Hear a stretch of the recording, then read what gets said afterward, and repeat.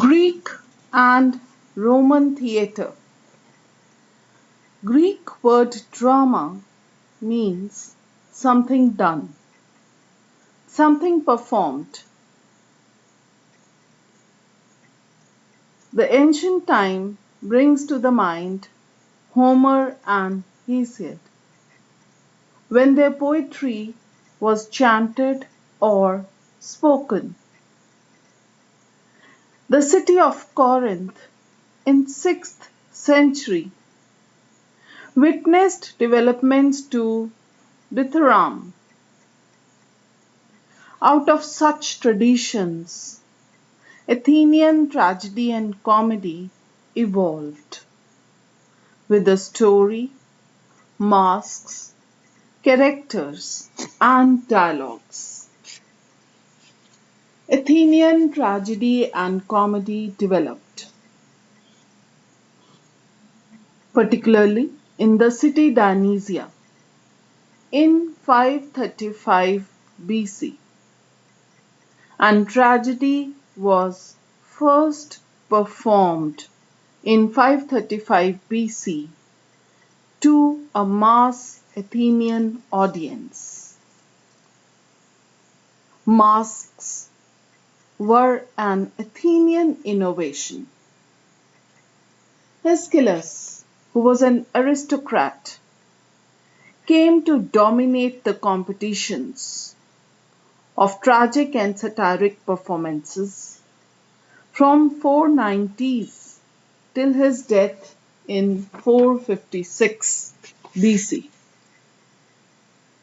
During the early years of annual competitions, the playwright used to be the lead actor of his plays. Later, Aeschylus and Sophocles introduced a second actor, and still later, a third actor was also introduced. By the later 5th century BC, playwrights ceased to act in their own productions. Sophocles and Euripides display a remarkable consistency of structure and style. Tragedy and comedy were firmly established, and Athens was the cultural hub of the Greek world. The theatre of Dionysus had become a site where Athenian citizens from all backgrounds they could laugh together, they could weep together, and they could discuss some serious issues of their personal and political lives. The issues were related to class, gender, domestic issues, political issues, and so many other. The masked actors were exotically costumed. This was the domain of Dionysus. Athenian tragedy and comedy was now the mainstream Greek art form, and the major playwrights were Aeschylus, Sophocles, Euripides. Theatre audiences were interested in individual performances rather than choral performances.